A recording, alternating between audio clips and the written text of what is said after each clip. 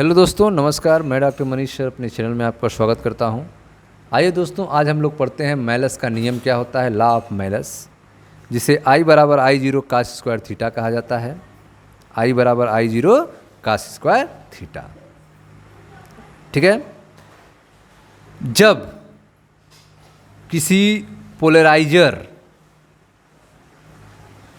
से आने वाला पूर्णतः समतल ध्रुवित प्रकाश, जब किसी पोलराइजर से, जब किसी ध्रुवक से आने वाला पूर्णतः समतल ध्रुवित प्रकाश किसी विश्लेषक पर गिरता है, किसी एनालाइजर पर गिरता है,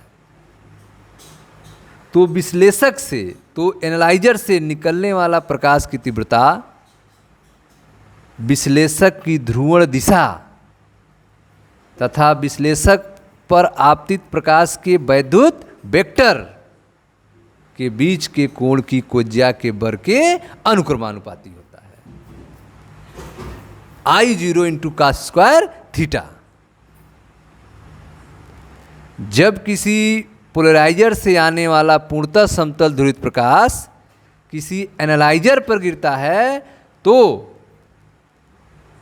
एनालाइजर से निकलने वाले प्रकाश की तीव्रता जो है वह एनालाइजर के ध्रुवण दिशा और एनालाइजर पर आपतित प्रकाश के वैद्युत वेक्टर के बीच के कोण की कोज्या के वर्ग के अनुक्रमानुपाती होता है। इसे ही मेलस का नियम कहा जाता है। मेलस का नियम क्या होता है? जब किसी ध्रुवक से आने वाला पूर्णतः समतल ध्रुवित प्रकाश किसी विश्लेषक पर गिरता है, तो विश्लेषक से निर्गत प्रकाश की तीव्रता विश्लेषक के ध्रुवण दिशा और विश्लेषक पर आपतित प्रकाश के वैद्युत वेक्टर के बीच कोण की कोज्या के वर्ग के अनुपाती होता है। अर्थात इस नियम के अनुसार यदि विश्लेषक पर गिरने वाले समतल ध्रुवित प्रकाश की तीव्रता आई जीरो हो, विश्लेषक पर गिरने वाले समतल ध्रुवित प्रकाश की तीव्रता आई जीरो हो और विश्लेषक व ध्रुवक की ध्रुवण दिशाओं के बीच का कोण थीटा हो। यदि विश्लेषक पर गिरने वाले समतल ध्रुवित प्रकाश की तीव्रता क्या हो? आई जीरो हो। विश्लेषक और ध्रुवक के ध्रुवण दिशा के बीच का कोण थीटा हो, तो विश्लेषक से निर्गत प्रकाश की तीव्रता I बराबर आई जीरो कास स्क्वायर थीटा होगी।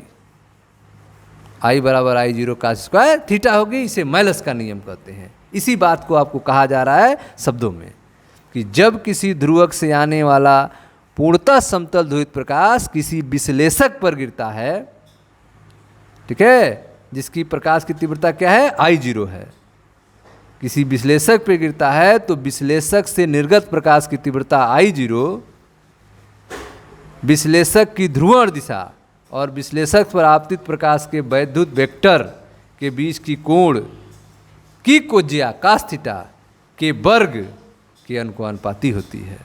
अर्थात I बराबर आई जीरो कास स्क्वायर थीटा। कैसे इसको प्रूव करेंगे? तो मान लीजिए किसी विश्लेषक पोलराइड पर गिरने वाले समतल ध्रुवित प्रकाश के वैद्युत वेक्टर के कंपन का आयाम A है। ठीक है। मान लें किसी विश्लेषक एनालाइजर पोलराइड पर गिरने वाले समतल ध्रुवित प्रकाश के वैद्युत वेक्टर के कंपन का आयाम A है। यह एक पोलराइजर है, विश्लेषक पोलराइजर। इस पर गिरने वाला समतल ध्रुवित प्रकाश के वैद्युत वेक्टर का कंपन का आयाम माना गया है A, तथा इसकी दिशा वह विश्लेषक पोलराइड के ध्रुवण दिशा के बीच का कोण थीटा है। देखें, यह कोण थीटा है। ठीक है। कोण थीटा क्या है? इसकी दिशा A जो है और विश्लेषक पोलराइड के ध्रुवण दिशा के बीच का कोण क्या है? थीटा है। अब जो है आयाम A को दो भागों में हम विभाजित कर सकते हैं, एक थीटा के सामने वाला, एक थीटा के लंबवत। थीटा के सामने वाला एक कास थीटा हो गया, लंबवत एक साइन थीटा हो गया। आयाम ए को दो अवयव में विभाजित कर सकते हैं। विश्लेषक प्रोराइड की ध्रुवण दिशा के समांतर अवयव जो होगा वह a cos थीटा होगा। विश्लेषक प्रोराइड की ध्रुवण दिशा के समांतर अवयव a cos थीटा और इस दिशा के लंबवत अवयव a sin थीटा होगा। इनमें से केवल अवयव a cos थीटा जो हैं यही प्रोराइड से गुजर सकते हैं, a sin थीटा नहीं गुजर सकता है। क्यों? क्योंकि यह समांतर है प्रोराइड के। ठीक है, तो माना किसी विश्लेषक प्रोराइड पर गिरने वाले समतल ध्रुवित प्रकाश के वैद्युत वेक्टर के कंपन का आयाम a है। इसकी दिशा वह विश्लेषक प्रोराइड के ध्रुवण दिशा के बीच का कोण थीटा है। ठीक है, इसकी दिशा a है और यह विश्लेषक प्रोराइड की ध्रुवण दिशा है, इनके बीच का कोण थीटा है। ठीक है, अब जो है विश्लेषक प्रोराइड के ध्रुवण दिशा के समांतर अवयव a cos थीटा और लंबवत अवयव a sin थीटा में विभाजित हो गए। इनमें से केवल अवयव जो a cos थीटा है यही प्रोराइड से गुजर सकता है, a sin थीटा नहीं गुजर सकता है। अतः विश्लेषक पोलराइड से निर्गत प्रकाश की तीव्रता क्या होगी? तो I अनुपाती a cos थीटा का स्क्वायर होगी। विश्लेषक प्रोराइड से निर्गत प्रकाश की तीव्रता I बराबर a स्क्वायर, तो यहाँ पर a cos थीटा है तो a cos थीटा का स्क्वायर, या I बराबर ka स्क्वायर का स्क्वायर थीटा। I बराबर नियतांक k आएगा a स्क्वायर का स्क्वायर थीटा, जहाँ k एक अनुपाती नियतांक है। ठीक है, यदि विश्लेषक प्रोराइड पर आपतित प्रकाश की तीव्रता I0 हो, यदि विश्लेषक प्रोराइड पर आपतित प्रकाश की तीव्रता कितनी हो? I0 हो, तो I0 बराबर ka स्क्वायर हो, तो I बराबर I0 cos स्क्वायर थीटा लिख सकते हैं।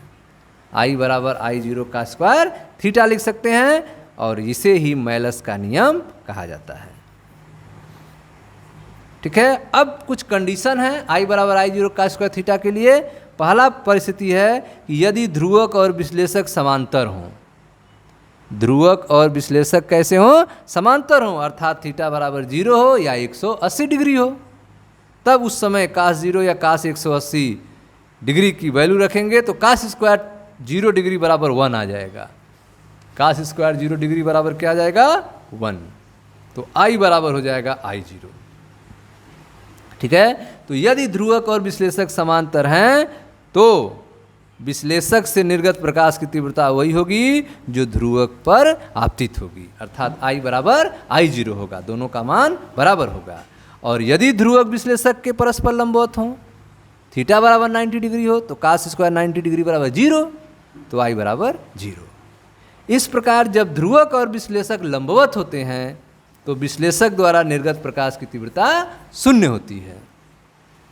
ठीक है, और तीसरा कंडीशन है कि यदि ध्रुवक नहीं है, यदि ध्रुवक नहीं है अर्थात विश्लेषक पर आपतित प्रकाश अध्रुवित है, तो उस कंडीशन में I बराबर 1/2 I0 हो जाएगा। I बराबर 1/2 I0 हो जाएगा, अर्थात विश्लेषक द्वारा निर्गत प्रकाश की तीव्रता इस पर आपतित प्रकाश की तीव्रता की आधी है। इसे सिद्ध कर सकते हैं आप। इसके लिए माना आपतित प्रकाश के वैद्युत वेक्टर के कंपन की दिशा और विश्लेषक के निर्गत तल के बीच का कोण थीटा है, थीटा डैश मान लीजिए। तब मेलस के नियम से विश्लेषक द्वारा निर्गत प्रकाश की तीव्रता I बराबर I0 cos square theta dash. अब चूंकि आपतित प्रकाश अध्रुवित है तो इसका वैद्युत वेक्टर प्रकाश के संचरण दिशा के लंबवत तल में सभी दिशाओं में कंपन करेगा, रैंडमली कंपन करेगा। अतः आप उपरोक्त समीकरण में cos स्क्वायर थीटा का औसत मान 1/2 लिखेंगे। इसलिए I बराबर I0 cos स्क्वायर थीटा का औसत मान 1/2, तो I बराबर I0 1/2, तो I बराबर हो जाएगा 1/2 I0। इसका अर्थ है कि आदर्श विश्लेषक अथवा ध्रुवक का अधिकतम मान कितना दे सकता है? 50% दे सकता है। एक आदर्श विश्लेषक अथवा ध्रुवक जो है अधिकतम निर्गमन क्या दे सकता है? 50% दे सकता है। ठीक है। तो इस तरह से आपने मेलस का नियम प्रूव किया कि I बराबर I0 का स्क्वायर थीटा, अर्थात जब किसी ध्रुवक से आने वाला पूर्णतः समतल ध्रुवित प्रकाश किसी विश्लेषक पर गिरता है तो विश्लेषक से निर्गत प्रकाश की तीव्रता जो होगी वह विश्लेषक की ध्रुवण दिशा और विश्लेषक पर आपतित प्रकाश के वैद्युत वेक्टर के बीच के कोण की कोज्या के वर्ग के अनुपाती होती है, अर्थात I बराबर I0 का स्क्वायर थीटा। Thank you.